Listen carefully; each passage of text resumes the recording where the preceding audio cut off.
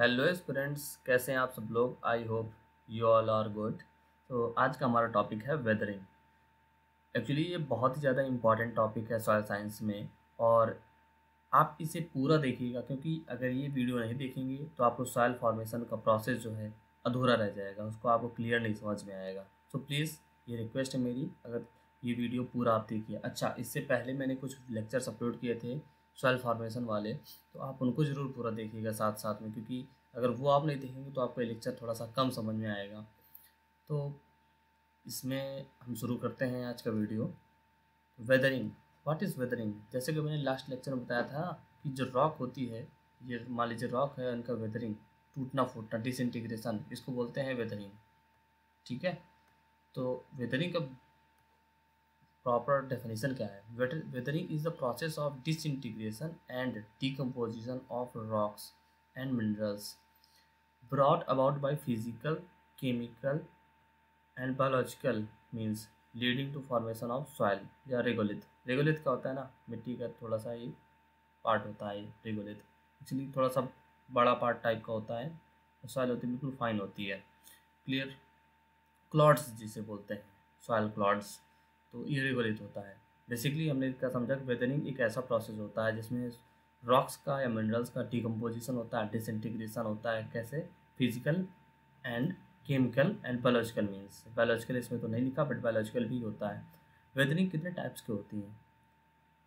ये weathering physical, जिसे mechanical weathering बोलते हैं, केमिकल एंड बायोलॉजिकल। फिजिकल में क्या होता है, मैंने यहाँ पे कंपोनेंट्स लिखे हैं। फिजिकल में क्या होगा, केमिकल में क्या होगा और बायोलॉजिकल में क्या होगा। तो चलिए इसको समझते हैं क्या क्या है, ये क्यों लिखा है मैंने, क्लियर। तो ये क्या सिनेरियो है, फिजिकल वेदरिंग में या फिर मैकेनिकल वेदरिंग में डिसइंटीग्रेशन होता है। अब जैसे मैंने इस डायग्राम बताया ना, तो डिसइंटीग्रेशन एक क्रैक्स बन गए, जैसे इस डायग्राम में देखिए क्रैक्स बन गए, तो डिसइंटीग्रेशन हो रहा है, अलग अलग डिसइंटीग्रेट हो रहे हैं। डिकम्पोजिशन में क्या होता है कि केमिकल फॉर्मेशन, जो केमिकल प्रॉपर्टीज़ होती हैं किसी रॉक्स की या मिनरल्स की, वो चेंज होती हैं। फिर बायोलॉजिकल में क्या होता है, फिर डिसइंटीग्रेशन, डिकम्पोजिशन, ये दोनों काम करता है। ठीक है, केमिकल और फिजिकल दोनों कवर करता है। तो ये क्लियर हो गया, आई होप। अब फिजिकल वेदरिंग के बारे में बात करते हैं। फिजिकल वेदरिंग क्या होती है, क्योंकि ये सबसे ज़्यादा इंपॉर्टेंट, एक्चुअली तीनों ही इंपॉर्टेंट है, बट सबसे पहले स्टार्ट होता है फिजिकल, फिर होता है केमिकल, फिर होता है बायोलॉजिकल। बायोलॉजिकल साथ में सब काम करते रहते हैं। तो फिजिकल वेदरिंग में क्या आया। अच्छा, इस डायग्राम की तरह समझिए आप, ये रॉक है, ठीक है, ये रॉक है आपकी। अब ये क्रैक्स बन गए, क्लियर। अभी क्रैक्स बन गए, इनमें से थोड़ा सा वाटर फिल्ड हो गया, साथ में ये फिल्ड हो गया। अब क्या हो गया, कुछ प्रोसेसेस ऐसे हुए जब पानी जम गया, अब टेम्परेचर लो होगा, तो पानी क्या होगा, आइस में कन्वर्ट हो जाएगा।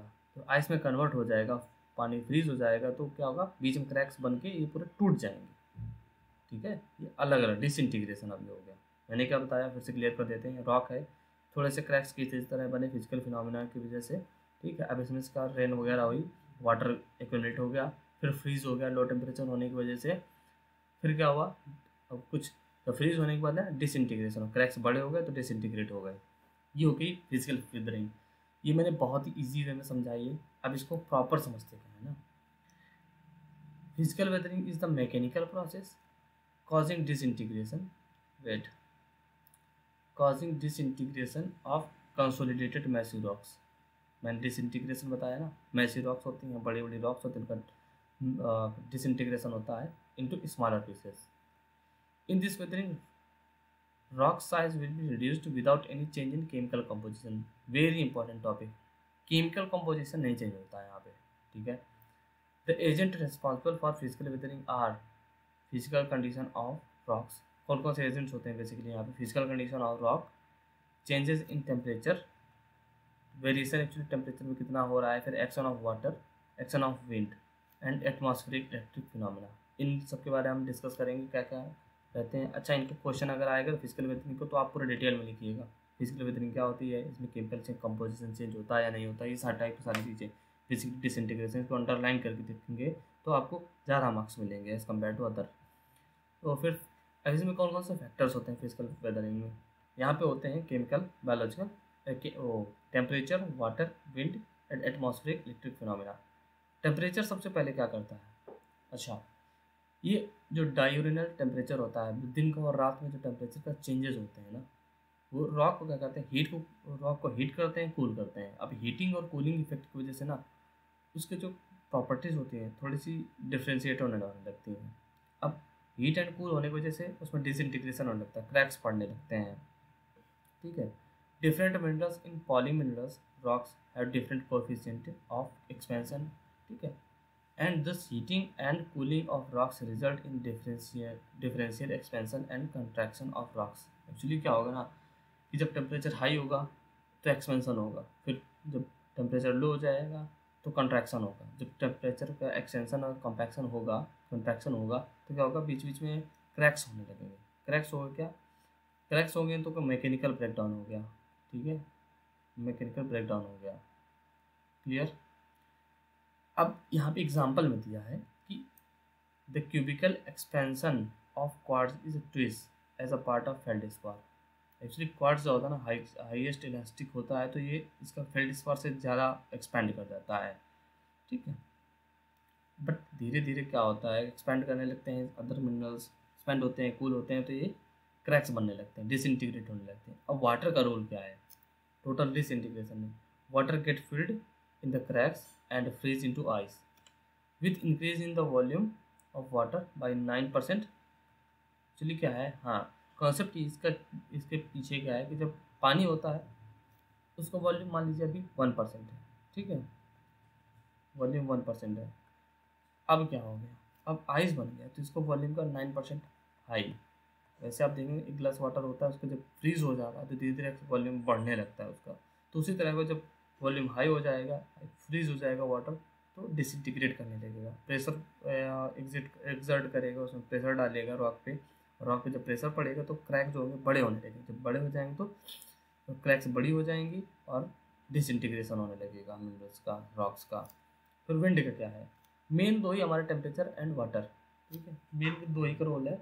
विंड क्या करती है, wind has both erosive and transportive effect. Actually जब छोटे छोटे अब बड़ी रॉक्स हैं और उसे छोटे छोटे क्रैक्स बन के छोटे छोटे सेडिमेंट्स बनने लगे, अब इनको विंड क्या करेगी, अपने साथ आएगी, ब्लो करके ले जाएगी। अब ब्लो करके ले जाएगी तो इसमें बीच में उठापटक चलेगी। ठीक है, चलती जाएगी तो एक जगह से यहाँ से उठ के यहाँ आ गया और छोटे छोटे महीन हो गए पूरे। तो ये रोल रहता है विंड का। ठीक है, ये ट्रांसपोर्टिंग इफेक्ट काम करती है। ठीक है, and serious abrasive effect on rocks. Actually rock है ना बीच बीच में डिसइंटीग्रेट थोड़ा थोड़ा करती रहती है, अफेक्ट करती है, एब्रेसिव इफेक्ट रहता है।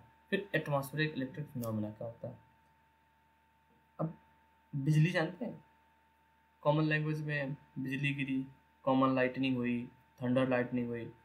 जब लाइटनिंग होती है, ये मान लीजिए एटमॉस्फेयर है, ये रॉक है।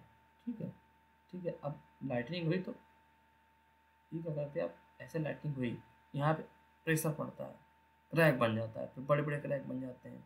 ठीक है, तो इसका मेन इफेक्ट है तो जब क्रैक बन जाते हैं, ठीक है, ये ऐसे मान लीजिए क्रैक बन गया, रेन हुई, पानी भरा, जम गया, फ्रीज हुआ। ठीक है, क्रैक बड़े हो गए, डिसइंटीग्रेट हो गए, जैसे कि मैंने इस डायग्राम में बनाया है। ठीक है, अब इसको इसी तरह समझिए ना, क्रैक पड़े, डिसइंटी वाटर फिल्ड हो गया, फ्रीज हो गया, डिसइंटीग्रेशन हो गया। इसी तरह सारे फैक्टर्स होते हैं। मेन फैक्टर्स मैंने लिखे हैं यहाँ पे, ज़्यादा मैंने नहीं लिखा। रीज़न उसका टाइम कम है, प्रिपरेशन जल्दी करनी है। तो केमिकल वेदरिंग के बारे में देखते हैं। केमिकल वेदरिंग एक्सप्लिसिटली पूछा ही गया था IFS एग्ज़ाम में 2012 में। अब बीच में पूछा जाता है 2020 में भी शायद IFS में पूछा गया था केमिकल वेदरिंग। उसमें से हालांकि फिजिकल, केमिकल, बायोलॉजिकल तीनों पूछा गया था। तो केमिकल प्रॉपर्टीज़ के या केमिकल वेदरिंग क्या होती है basically? Chemical weathering is more complex in nature and involves transformation of original material into some new compound by bringing about alteration in minerals। मैंने पिछले वाले में भी उसमें क्या कहा था, ऊपर के क्या बताया था कि केमिकल वेदरिंग में जो केमिकल कंपोजिशन होता है उसमें ट्रांसफॉर्मेशन हो जाता है। It is complex in nature and involves transformation of original material. जिस केमिकल वेदरिंग में केमिकल जो प्रॉपर्टीज़ होती हैं वो चेंज हो जाती हैं, इतना ध्यान रखिएगा। अब chemical weathering take place mainly at the surface of rocks. It is highly pronounced in the humid region. Humid region कौन कौन से होते हैं? ह्यूमड, सब ह्यूमिड, एरिड, ये क्या होंगे? ह्यूमिड रीजन मतलब जहाँ रेनफॉल अच्छी खासी होती है, मोर देन 1500 mm। एरिड क्या होगा, जिससे राजस्थान वाला एरिया है एरिड है, ठीक है। उसके आसपास के एरिया जैसे पंजाब, हरियाणा और कुछ पार्ट हो गया यूपी का, तो सेमी एरिड हो जाएगा। कहाँ जहाँ एक्चुअली रेनफॉल बहुत ज़्यादा हो जाती है, मीन्स 700 mm मैक्सिमम होती है रेनफॉल पूरे साल में, या पर एनम 700 से भी कम होती है, या 500 mm कह दें तो सेमी एरिड हो जाएगा। और 100 mm या 200 mm की ब्लू होगी तो एरिड रीजन हो जाएगा। राजस्थान में देखते हैं कितनी बारिश होती ही नहीं है, तो एरिड रीजन बोला जाएगा। तो ह्यूमिड रीजन जहाँ पे पानी ज़्यादा होगा वहाँ पे इफेक्ट ज़्यादा होगा और केमिकल वेदरिंग ज़्यादा तेज़ होगी। तभी आप अगर राजस्थान में अगर पानी बरसने लगे तो सैंड जो है क्या होगा, वेदरिंग होके फाइन सैंड बन जाएगी, ठीक है। वहाँ पे कल्टीवेशन आसान हो जाएगा, ठीक है। ये रीज़न है कि वहाँ पे क्या है ना, रेनफॉल होती नहीं है, तो सैंड वैसी की वैसी रहती है, एक जगह से दूसरी जगह विंड के थ्रू ट्रांसपोर्ट होती रहती है और वो फॉर्मेशन उसका सॉइल में नहीं हो पाता। रीज़न वही है बेसिक। तो हमारे केमिकल वेदरिंग के बारे में मैंने बताया आपको, सब ज़्यादा हाईली प्रोनाउंस्ड होती है ह्यूमिड रीजन में। Plants and animals also contribute directly or indirectly to chemical weathering as they produce O2, CO2 and certain acids that react with earth surface या earth material। एक्चुअली क्या होता है ना, जब biological matter काम करने लगते हैं, ऑर्गेनिक मैटर, अच्छा ह्यूमस होता है बेसिकली, अब सॉइल में पड़ा है ये, ठीक है। इसमें बायोलॉजिकल फैक्टर जैसे माइक्रो ऑर्गेनिज्म वर्क करेंगे तो इससे एसिड रिलीज होता है। अब एसिड रिलीज होगा तो सॉइल क्या यहाँ पर रिएक्शन होगा तो केमिकल वेदरिंग स्टार्ट हो जाती है। अब सबसे ज़्यादा इंपॉर्टेंट है इसमें कौन कौन से स्टेप्स होते हैं, आपको पूरा याद करने की जरूरत बिल्कुल नहीं है। मैं यहाँ पे जो बता रहा हूँ आप उतना तैयार कर लीजिएगा, सिर्फ और सिर्फ पॉइंट्स याद कर लीजिए, नंबर आपको अच्छे मिल जाएंगे। क्योंकि आपको पता है काफ़ी ज़्यादा केमिकल वेदरिंग सबसे ज़्यादा लंबी है और याद होने वाली नहीं है, तो आप इनके पॉइंट्स याद कर लीजिए। यहाँ पे क्या है, सॉल्यूशन। सॉल्यूशन में क्या होता है कि जब वाटर होता है, water is a universal solvent, clear, water is a universal solvent. Water में CO2 organic and inorganic acid या सॉल्ट जब डिजॉल्व हो जाते हैं तो इसकी सॉल्युबिलिटी कैपेसिटी बहुत ज़्यादा हाई हो जाती है, क्लियर। अब क्या होता है, solubilization of rocks under the influence of this NaCl और H2O, इससे क्या बना, सोडियम प्लस कैल्शियम का आयन फिर H2O फॉर्मेशन होगा। फिर यहाँ पे देखिए CO2 यहाँ से रिलीज हुई, H2O फिर H2CO3, sodium by calcium carbonate, ठीक है, H2CO3 के लिए। फिर कैल्शियम कार्बोनेट से H2CO3 रिएक्ट किया, ये क्या बना, CaHCO3, क्लियर। अब हाइड्रोजन में क्या होता है, हाइड्रेशन, ये पॉइंट नेक्स्ट याद है कर लीजिएगा। Solution, hydration, hydrolysis. फिर हाइड्रेशन में देखते हैं chemical combination of water molecules with minerals to form new minerals. अब केमिकल कॉम्बिनेशन क्या होता है, वाटर मॉलिक्यूल्स का मिनरल्स साथ रिएक्ट करता है और नया मिनरल कंपोजिशन बनता है, ठीक है।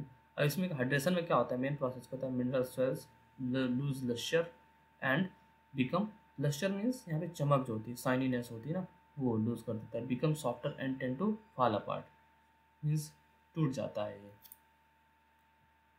यहाँ पे हम रिएक्शन ज़्यादा याद करने की जरूरत नहीं है, हमें क्या सिर्फ स्टेप्स याद कर लीजिए। सॉल्यूशन, हाइड्रेशन, सॉल्यूशन में क्या होता है, यूनिवर्सल सॉल्वेंट होता है, CO2 वगैरह के साथ, CO2 और ऑर्गेनिक इनऑर्गेनिक एसिड के साथ रिएक्ट करके वाटर की सॉल्युबिलिटी कैपेसिटी हाई हो जाती है और रॉक्स को डिसइंटीग्रेट कर देता है, वो डिसॉल्वलाइज करने लगता है, सॉल्वलाइजिंग इफेक्ट आने लगती है। फिर हाइड्रेशन में क्या होता है ना, वाटर मॉलिक्यूल्स के साथ वाटर मॉलिक्यूल केमिकल कॉम्बिनेशन जो रहता है मिनरल्स के साथ रिएक्ट करके नया मिनरल बनाता है। जब नया मिनरल बनता है तो जो प्रीवियस पेरेंट मटेरियल होता है उसका जो मिनरल होता है उसका लस्टर वगैरह लूज हो जाता है, लस्टर कम हो जाता है और सॉफ्ट हो जाता है। हाइड्रोलिसिस बहुत ही इंपॉर्टेंट प्रोसेस होता है hydrolysis basically. Hydrolysis is one of the most important process in the chemical weathering and result in the complete integration of drastic modification. Actually structural and compositional change हो जाते हैं इसमें से, ठीक है। मैंने क्या बताया यहाँ पे, बहुत इंपॉर्टेंट टॉपिक होता है केमिकल वेदरिंग में, और इसकी वजह से क्या होता है, रॉक्स का कंप्लीट डिसइंटीग्रेशन होने लगता है या ड्रास्टिक मॉडिफिकेशन हो जाता है उसके ओरिजिनल मिनरल मटेरियल में या रॉक में, ठीक है। It is a major chemical process in the primary mineral.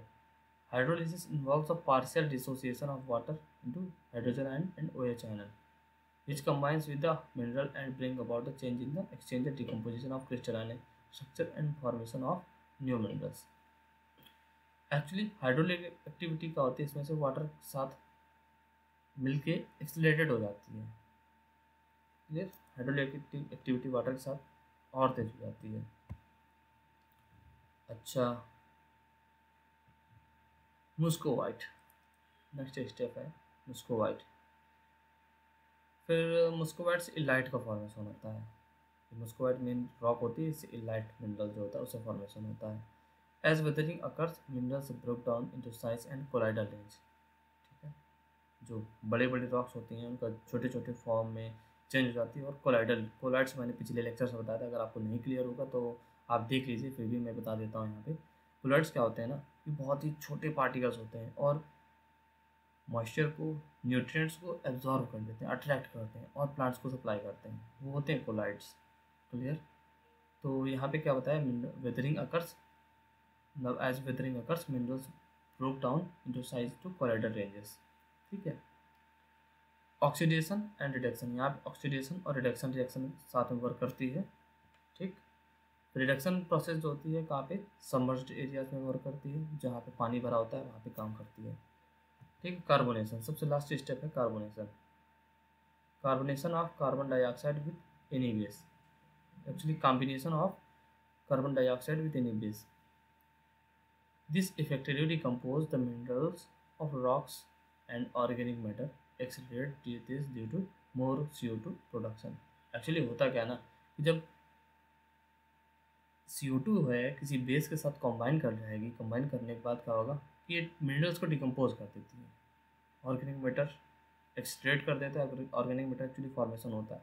अब ये ध्यान रखिए आप यहाँ पे, पहले ऐसा नहीं कि फिजिकल वेदरिंग काम करेगी, फिर केमिकल वेदरिंग काम करेगी, फिर बायोलॉजिकल, तीनों एक साथ काम करते हैं, सारे के सारे एक साथ काम करेंगे। ठीक है। तो ये ध्यान रखिएगा, ऐसे ऐसे चलता रहता है। और ऑर्गेनिक मैटर जो होता है हमेशा सॉइल की वेदरिंग को प्रमोट करता है, सॉइल फॉर्मेशन या सॉइल की हेल्थ को प्रमोट करता है। सॉइल हेल्थ आने वाले लेक्चर्स में पढ़ाऊंगा, क्योंकि सेपरेट टॉपिक है और बहुत ज़्यादा क्वेश्चन इससे पूछे जाते हैं। तो सिविल सर्विसेज एग्जाम में काफ़ी ज़्यादा इंपॉर्टेंट टॉपिक है ये। अब बात करते हैं बायोलॉजिकल वेदरिंग, और हमारा ये लास्ट टॉपिक है आज का। लास्ट टॉपिक के हिसाब से अभी देखिए फिजिकल और केमिकल वेदरिंग क्या होता है। Unlike physical and chemical weathering, biological और living agents are responsible for both decomposition and disintegration of rocks and minerals. ठीक है। एक्चुअली है क्या ना, या बायोलॉजिकल वेदरिंग, सबसे पहले फिजिकल वेदरिंग की बात करते हैं तो डिसइंटीग्रेशन हो रहा था। ठीक है, डिसइंटीग्रेशन।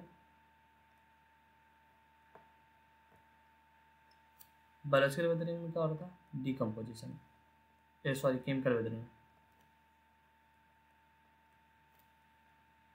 ठीक। अब बायोलॉजिकल वेदरिंग में डिसइंटीग्रेशन एंड डिकम्पोजिशन दोनों एक साथ वर्क कर रहे हैं।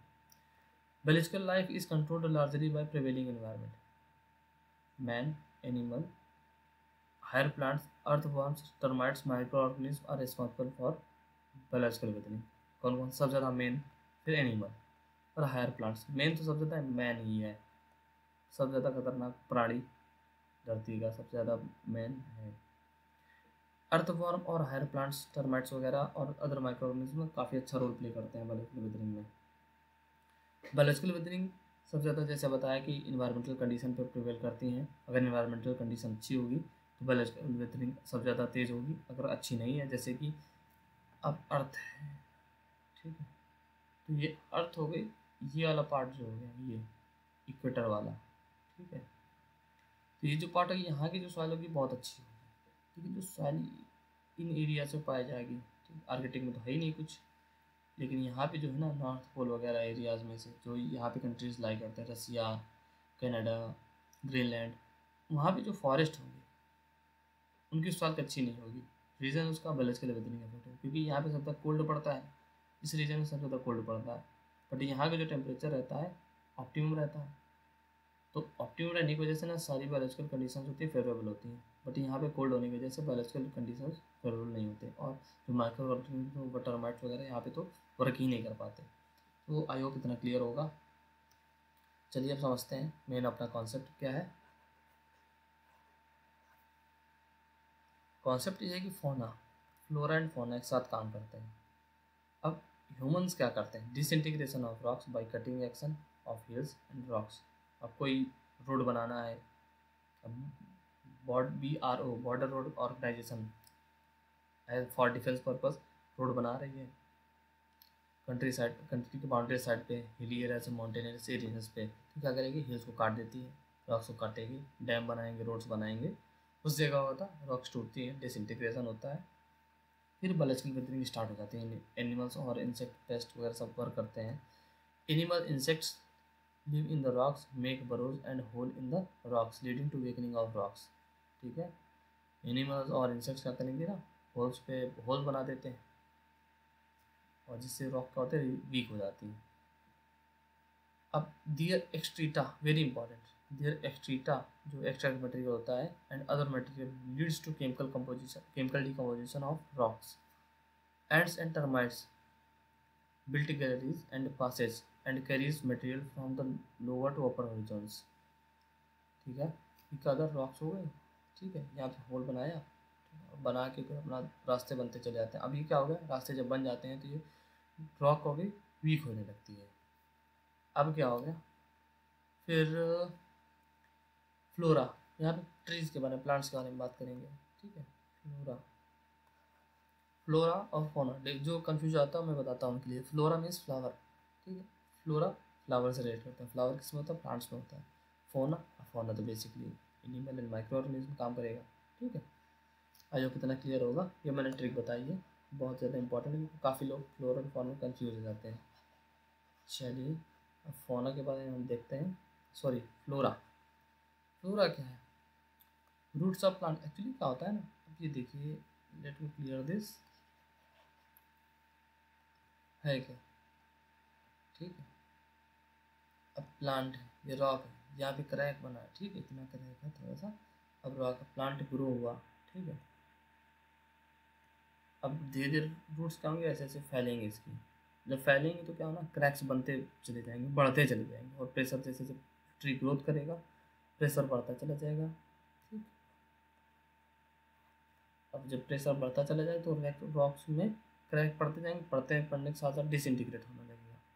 ठीक है, वही लिखा हुआ है कि it penetrate into small cracks of rock as they grow, as they exert destructive force due to which even hard rocks break into pieces. आप रॉक वाले एरियाज में जाएंगे जहाँ पे माउंटेनस रेंज होंगे ना, वहाँ पे आप देखेंगे तो आप इजीली ऑब्जर्व कर पाएंगे।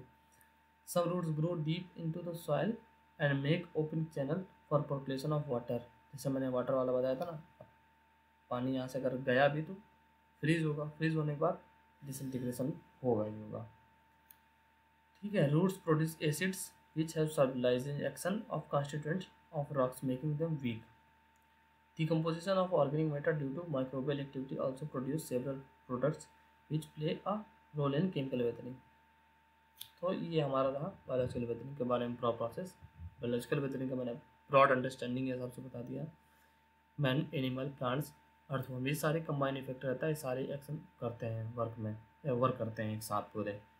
तो बायोलॉजिकल, केमिकल एंड फिजिकल तीनों एक साथ वर्क करते हैं, तभी सॉइल का फॉर्मेशन होता है। अब नेक्स्ट लेक्चर हमारा जो होगा ना, सॉइल का फॉर्मेशन होता है, तो फाइनल जो है वो हम पढ़ेंगे सॉइल का फॉर्मेशन अब कैसे होता है। एक्चुअली हमने रॉक्स पढ़ लिया, पहले हमने क्या पढ़ा, रॉक्स के बारे में फॉर्मेशन पढ़ा, रॉक्स, मिनरल्स, इसके बाद हमारी वेदरिंग आई, और हमारा थर्ड टॉपिक हो जाएगा ये सॉइल फॉर्मेशन। तो नेक्स्ट टॉपिक हम लोग सॉइल फॉर्मेशन के बारे में बात करेंगे, सॉइल फॉर्मेशन एक्चुअली होता कैसे है। ये फाइनल टॉपिक है, और ये एग्ज़ाम के टाइम पे, एग्ज़ाम के लिए बहुत ज़्यादा इंपॉर्टेंट है, और जब आप तीनों वीडियोस देखेंगे एक साथ तब आपके प्रोसेस पूरे समझ में आएंगे, अदरवाइज़ आप कंफ्यूज हो जाएंगे। तो चलिए एंड करते हैं आज का सेशन। अगर आपको वीडियो अच्छा लगा हो तो प्लीज़ वीडियो लाइक कर दीजिएगा, और आप अगर नए हैं इस वीडियो पे, हमारे चैनल पे, तो प्लीज़ चैनल सब्सक्राइब कर लीजिएगा। Thank you so much.